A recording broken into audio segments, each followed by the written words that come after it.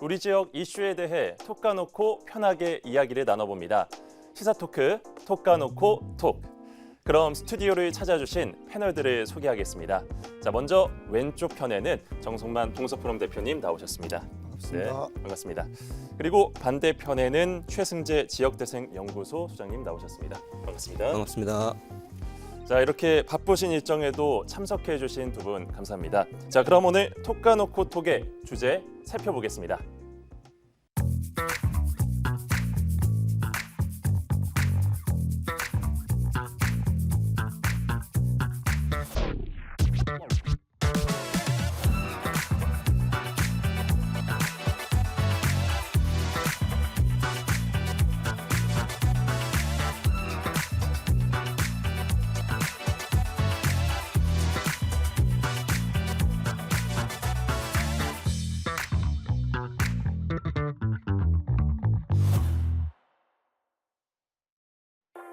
얼마 전 치러진 제22대 국회의원 선거. 각 후보들이 내놓은 공약 중에 많은 이들의 눈길을 모은 게 있습니다. 바로 지자체 간 행정통합인데요. 특히 진주에서 이러한 공약이 상당히 많이 다뤄졌습니다. 오늘은 이 행정통합 이야기가 왜 자꾸 제기되는지, 또 이것이 실현될 가능성은 있는지, 과제는 무엇인지 한번 자유롭게 이야기를 해보겠습니다. 자, 먼저 최승재 소장님. 방금 제가 이야기한 것처럼 이번 총선 과정에서 이 행정통합에 대한 얘기가 많이 나왔습니다. 네. 특히 진주 지역에서 많이 언급이 됐는데요. 특정 후보들을 말씀하실 것까지는 없지만 이 행정통합과 관련된 어떤 공약들이 이야기가 됐을까요? 네, 크게 세 후보께서 이렇게 말씀을 하셨는데요. 네. 그 A 후보는 이제 선거 전에 현수막에서도 보니까 진주 사천 산청 통합을 내걸었는데 공약 공보문에도 보면은 8대 약속 중에 진주 제도약을 이야기하면서 도청 환원 준비와 함께 진주 사천 단청을 통합하자라는 것을 제시를 했고요. 네. 다른 또 한 명 후보는 7대 공약 중 하나를 갖다 진주 사천 산청 통합을 통해 가지고 2050년도에 100만 남북권 수도를 준비하자. 100만이요? 이렇게 제시를 하면서 예. 대도시 특례를 공약으로 내걸었습니다. 예. 그리고 또 다른 후보는 100만 특례시 진주를 준비하면서 30년 로드맵을 제시를 하면서요. 진주 산천 사천을 갖다가 준 메가시티로 이렇게 네. 만들면서 생활권 통합을 이렇게 이야기를 했습니다. 예. 뭐 이 세 분 외에도 사실은 통합까지는 아니지만 진주인데 사천공항 정선 이런 걸 이야기하면서 주변 진주 주변의 이제 지역과 연계를 맺는 그런 공약들을 내건 게 있습니다. 아, 예, 그렇군요. 자, 그러면 정성만 대표님. 자, 공교롭게도 지금 소장님이 진주 쪽, 그리고 우리 대표님께서는 사천 쪽 이렇게 나와 주셨는데, 자, 최 소장님이 말씀한 것처럼 진주에서는 행정통합 공약이 나왔습니다. 사천남해 하동선거구는 좀 어떻습니까? 네, 원래 이제 그 말씀을 드리기 전에 행정통합을 이제 왜 하느냐, 왜 주장하느냐를 갖다가 이렇게 규정을 먼저 한번 해볼 필요가 좋습니다. 있다라는 생각이 듭니다. 네. 행정통합이라고 하는 것은 큰 도시가 작은 도시를 흡수 편입하기 위한 어떤 행정적인 절차가 아닌가, 이제 그렇게 규정을 할 수 있다. 이제 이렇게 보고요. 저희 이제 사천 같은 경우에는 지난 95년 5월 10일 날 이제 도농통합이 돼가지고 지금 현재 내년이면 만 30년이 됩니다. 네. 그럼에도 불구하고 아직까지도 정서적이나 문화적인 그런 통합이 완전한 통합이 되지 않고 아직도 지역 정서가 좀 다른 부분이 결이 다르고 어떤 정치 쟁점화되고 이런 부분들이 계속 지금도 네. 통합의 휴유증에 지금 시달리고 있기 때문에 네. 출마를 한 후보자들이 통합에 대한 언급을 하는 것은 네. 거의 그냥 건기시여다 이렇게 보면 될 것 같고요. 대신에 이제 사남하 지역의 후보자들은 대부분 이제 사천 같은 경우에는 대표 공약이 우주항공청을 중심으로 하는 것이고 하동은 깔쌈한 문제, 남해는 해저터널 문제 이런 부분들이 다 쟁점화되었습니다. 네, 그렇군요. 자, 그러면 정 대표님, 해당 선거구는 사실 3개의 시군이 이게 포함이 된 거죠. 네, 진주 쪽에서 행정통합 이야기가 나왔을 때 사천 쪽에서의 반응은 어땠는지 좀 네. 궁금합니다. 그렇죠. 네, 원래 행정통합이 이제 1994년도에 네. 그러니까 김영삼 정부 때 95년 1월 달에 전국에서 한 40개의 도시가 통합시로 출범을 했고 저희 사천시 같은 경우는 좀 전에 말씀드린 것과 같이 5월 10일 날 5월 달에 통합을 했단 말이죠. 이제 그렇게 이제 된 이유는 당시에 상당히 이 통합을 갖다가 관 주도로 해서 무리한 행정 통합의 결과였다. 이제 네. 이렇게 볼 수가 있습니다. 그래서 지금 현재도 시군 통합 이후에 정치라든지 지역 특히 지역 개발 문제라든지 또는 어떤 지역 상권, 교육, 의료 문제 이런 많은 부분들이 상당히 불균형적으로 지금 발전되어 가고 있고 이런 부분들에 대해서 통합에 대한 역효과 때문에 네. 상당히 지금 몸살을 앓고 있다. 그래서 따라서 앞으로는 지역 정치권이나 행정에서 또는 시민단체에서 행정 통합에 관한 그런 부분들을 얘기를 할 때는 상당히 신중하게 접근해야 된다. 네. 이렇게 말씀을 드릴 수가 있겠습니다. 좀 더 부정적인 반응이 좀 많았다. 네, 그렇습니다. 이렇게 봐도 네. 괜찮겠죠. 네, 네. 네, 알겠습니다. 자, 소장님, 사실 이번 총선 기간에 행정통합 공약이 부각되기는 했지만 사실 이러한 얘기가 이번 한 번뿐이 아니었을 것 같습니다. 좀 어떻습니까? 그중에 한국에서 행정 통합은 이제 뭐 지역 인구 확대의 측면이랑 그다음에 국가 행정 체계 개편을 이야기하면서 행정 통합 이야기가 계속되고 있습니다.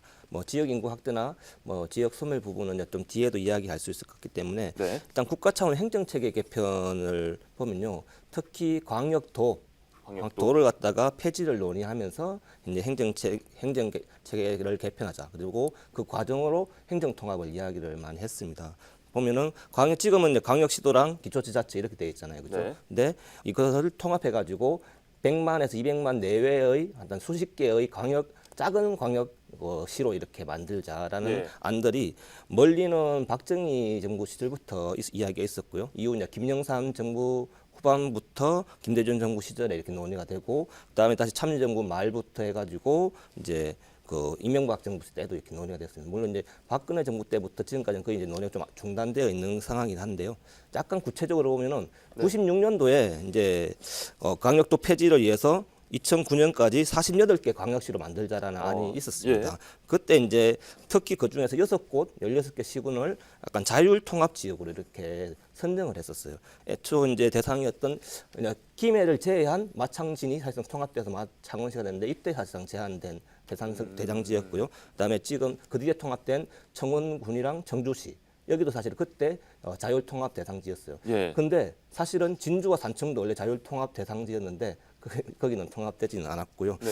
그리고 이제 그 뒤에 이제 다시 논의가 된 게 사실은 이제 이명박 정부, 그러니까 예. 노무현 정부 말 2006년도에 다시 국회 특위에서 사실은 이것도 64개의 광역시로 개편안이 논의가 됐던 거예요. 그래서 이제 그때도 보면은 여기 우리 지역을 보면은 거창, 함양, 산천, 그다음에 진주, 사천, 고성, 통영, 네. 그다음에 하동담의 광양을 갖다가 작은 광역시로 만드는 안이 있었던 거고요. 물론 그것이 지금 실행은 되진 않았고 이런 논란은 있었던 건데, 당시에도 단체전 중에는 찬성도 있고 뭐 반대도 있는 설문조사도 있었습니다. 네, 알겠습니다. 자, 이어서 정성만 대표님, 사실 서부 경남에서 행정통합이라고 하면 우리 수장님께서 얘기를 해줬지만 삼천포시와 사천군 통합 아니겠습니까? 당시 상황에 대해서 한번 자세히 설명해 주시죠. 네, 네. 아직도 기억이 저는 개인적으로는 기억이 생생합니다. 네. 왜냐하면 당시에 삼천포 심형대찾기 추진위원회라는 게 있었거든요. 그 추진위원회에 제가 가장 최연소로 운영위원회에서 활동을 한 경험이 있기 때문에 잊을 수 없는 생생하시군요. 그런 예. 추억이 있고요. 다들 잘 아시겠지만 텔레비전 프로그램에 응답하라 1994가 있습니다. 네. 그걸 응사라고 줄여서 말을 하는데 그 당시에 보면 칠천포 얘기가 나오고 거기에 배우의 이름이 극중 이름이 삼천포라는 명을 쓴 그런 그 배우도 있고 한데 네. 그걸 이제 단적으로 사천군과 삼천포시의 통합 과정을 아주 극명하게 이렇게 보여주는 거다. 그 드라마 때문에 아마 사천 삼천포의 통합 얘기가 사람들 내리 속에 오래 가는 게 아닌가 이제 그런 생각이 좀 있고요. 당시에 제가 기억하기로는 가장 큰 이제 문제가 대두됐던 문제가 네. 주민의 대표가 사천군 5명, 삼천포시 5명으로 해서 5대5로 해서 협의를 했는데 예. 그 뽑힌 사람이 대표성이 있는 분들이 아니에요. 그래서 그렇습니다. 대표성이 예. 없는 사람들이 통합 과정에서 결정적인 역할을 한 부분들에 대한 시민들의 삼천포 시민들이 굉장히 거부 반응이 있었고요.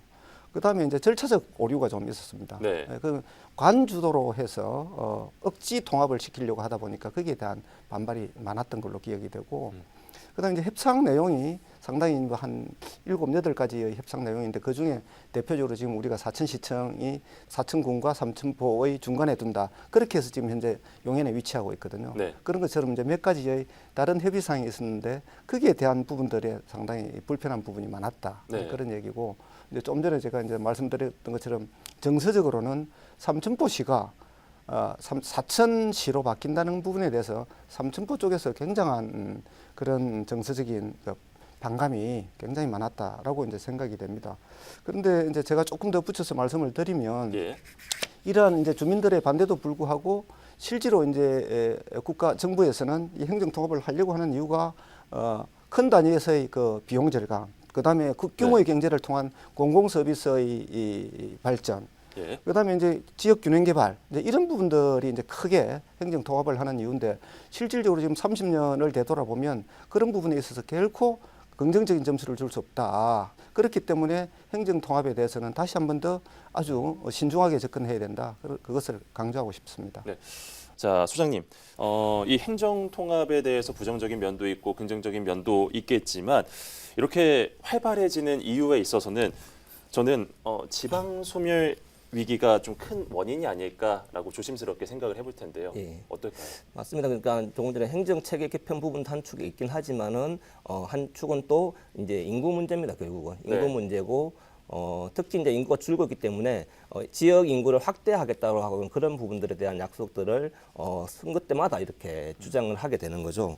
근데 이제 특히 이제 인구 유출이 심한 이제 지방 도시, 그다음에 네. 이제 군 지역에서 특히 이렇게 할 텐데 이게 참 인구가 확대가 그렇게 될 수 있을까 한번 고민을 해봐야 되는데요. 실제 지금 인구는 전체적으로 정체 혹은 줄어들고 있는 상태잖아요. 진주 같은 경우도 30년 동안 거의 정체 수준이거나 혁신될 때 좀 늘었다가 다시 좀 줄어들고 있는 상황이고 예. 군 지역은 6, 70년도에 보면은 이제 한 10만 대가 대부분이었어요. 그런데 90년대에는 한 절반 수준으로 그렇죠. 줄었다가 지금은 대부분 3, 4만 수준이거든요.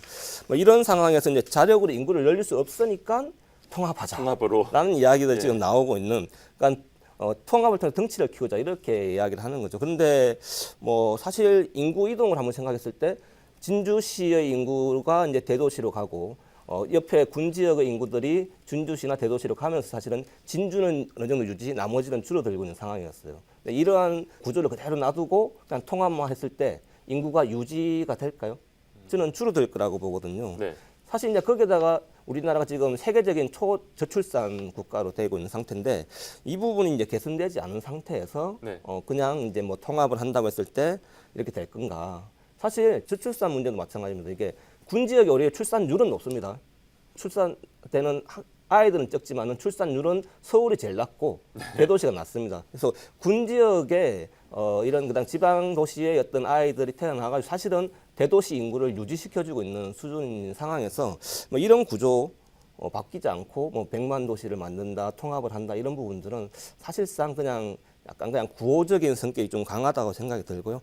사실 이제 그래서 이런 구조적 문제, 그 저출산 문제라 인구 이동을 갖다가 바꾸지 않은 상태에서 그냥 행정 통합을 통해서 인구를 늘리겠다.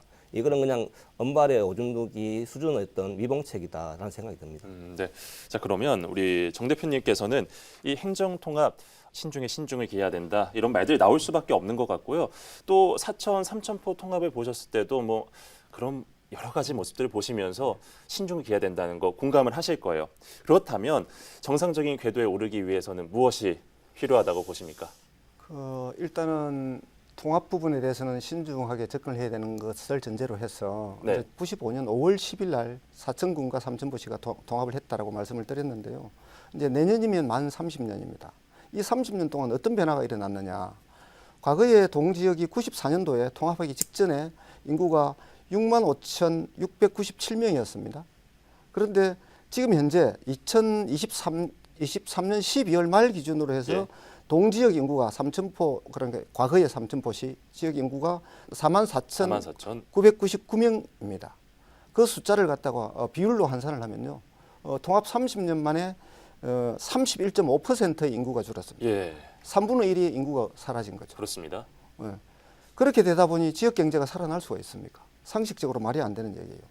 다행히도 사천 읍지역은 94년도에 비해서 지금 현재 현재 기준으로 인구를 보면 한 좀 약간 늘었습니다. 한 네. 12.2% 정도 늘어서 그래서 이제 그것을 평균을 내면 타도시와 이렇게 인구 감소가 뚜렷하게 감소하는 그건 아닌데 내부적으로 보면 삼천포를 잘라서 보면 네. 굉장히 심각한 상황이다. 그렇기 때문에 삼천포를 매번 선거 때만 되면 불 꺼진 항구가 어떻다, 삼천포 살리겠다라고 하는데 아직까지는 그런 부분들이 아주 백약이 그냥 무효합니다. 예를 들면 출산율도 마찬가지예요. 과거에 명식이 삼천포시가 21년도 기준으로 살펴보니까요. 신생아 수가 1년에 133명입니다.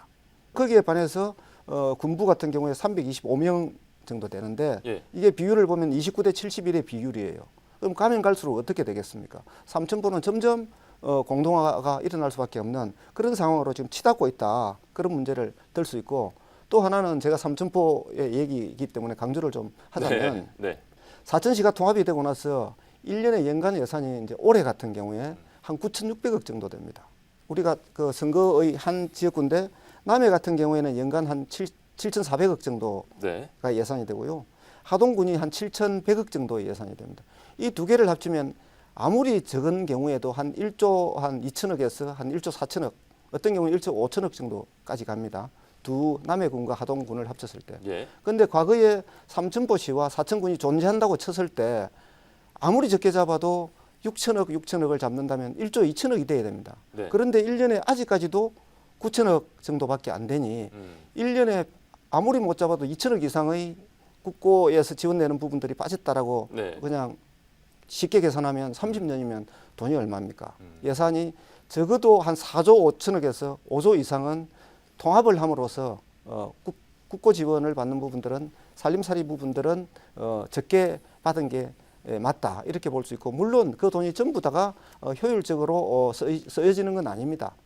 그런 부분이 있긴 하지만 어쨌든 액면상으로 보면 그런 부분들에 대한 문제 제기를 하지 않을 수가 없습니다. 네. 예, 알겠습니다. 자, 그렇다면 우리 소장님께서는 이 행정통합 이야기가 제대로 논의되기 위해서는 어떤 과정이 좀 필요하다고 보실까요? 일단 뭐 잘 된 사례와 잘 안 된 사례를 잘 반면 교사를 예. 해야 될 것 같은데요. 네. 일단은 잘 된 사례들이 주로 보면은 네. 이제 그냥 그 인구를 위해 통합 개념보다는 이제 역사적으로나 이렇게 동질성이 좀 많이 있고 지리적으로나 여러 가지 그런 부분들이 있는 지역들이죠. 진주 같은 경우나 아까 말씀 통영 같은 경우가 그런 상황들이고 이런 부분들을 좀 잘 고려해야 된다고 생각이 들고요. 네. 그냥 단순히 인구를 늘리기 위한 차원, 그다음에 중앙 정부가 내려매기식 방식으로는 좀 어렵다고 보고요. 그래서 주민 동의를 충분히 얻을 수 있어야 되고 특히 이해관계자가 있습니다. 네. 누구냐? 단체장과 더 넓게 보면은 공무원들입니다. 공무원 일자리가 엄청나게 줄어듭니다. 사실은 아마 예산들 줄어든 것 중에 그 중에 한 축일 겁니다. 왜냐하면 공무원 임금이 확 줄어들거든요. 그러니까 두 군데 다 있던 공무원들 중에 많이 줄어들거든요. 기본적으로. 예. 공무원들이 많이 주기 때문에 실제 청주 청원 통합하는 과정에 청주시 공무원, 청원군의 공무원들이 굉장히 반대했던 이유 중에 하나가 사실상 그런 부분들이 있었던 거고요. 그러면 이제 통합할 때 그러면은 공무원을 단순히 줄일 거냐? 그게 아니라 오히려 혜택을 줄 수 있어야 된다. 예를 들면 그 공무원들을 뭐 복지나 혹은 대민 이렇게 하는 여러 가지 주민들도 좋고 공무원 일자리 어느 정도 유지될 수 있는 그런 안들을 좀 가지고 좀 이렇게 협의를 해 들어가야 되는 네. 것이 그냥 탑다운 방식으로 이렇게 처리하는 건 좀 아니라고 좀 보고요. 네.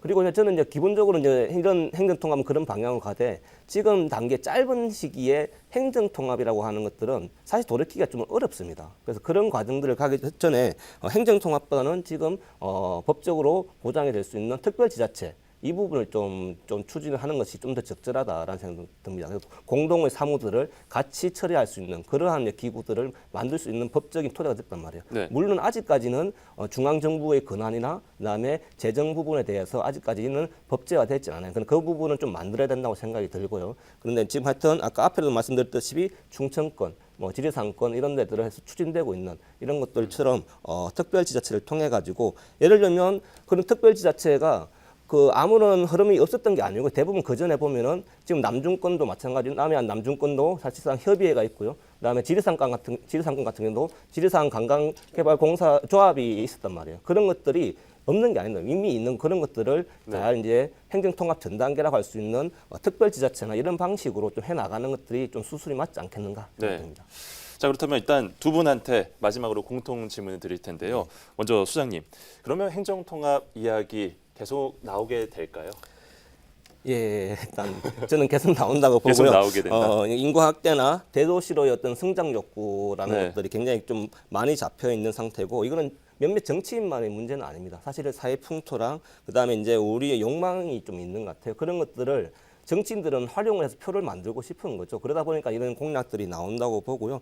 뭐 이런 상황에서는 계속 될 것 같고 그래서 이제 뭐 이런데 문제는 이를 통해서 지역 소멸 문제나 뭐 이런 국가 균형 발전 문제들이 해결되느냐? 예, 저는 좀 약간 부정적이고 약간 기대와 허탈함의 어떤 반복이 되지 않을까라는 그런 우려들이 좀 있습니다. 그래서 저는 이제 행정통합과 관련해서 좀 부연하고 싶은 말들이 있는데 어떤 네. 거냐면요. 행정체계 개편이 사실은 이제 또 한 축이라고 했잖아요. 행정통합에. 근데 행정체계 개편을 하는 데 있어가지고 이왕 지금 작은 광역시의 개념으로 이제 전환하자는 부분들은 여러 안들이 나와 있습니다. 물론 구역에 대해서는 좀 여러 가지 이야기가 있지만은 그러면 여기서 그러면 이제 100만 내외의 어떤 광역시로 이렇게 한 4, 50개를 한다 했을 때 그러면은 한 개청으로 이렇게 하자는 거예요. 단청제로 바꾸자는 건데 그렇게 됐을 때는 여전히 더 큰 도시로서 되면서 그 작은 단위, 소위 말하는 읍면동 단위 네. 이런 단위의 어떤 자치나 혹은 이 권한들은 여전히 적어질 거라고 봅니다. 아. 그래서 이제 사실은 근데 우리가 읍면동 자치라고 표현되는 것들을 안 했던 게 아닙니다. 4.19 전후로 해가지고 있었고요. 5.16 때 사실상 지방자치가 없어지면서 읍면동 자치, 면장, 업장 갖다가 선출했던 것들이 없어진 겁니다.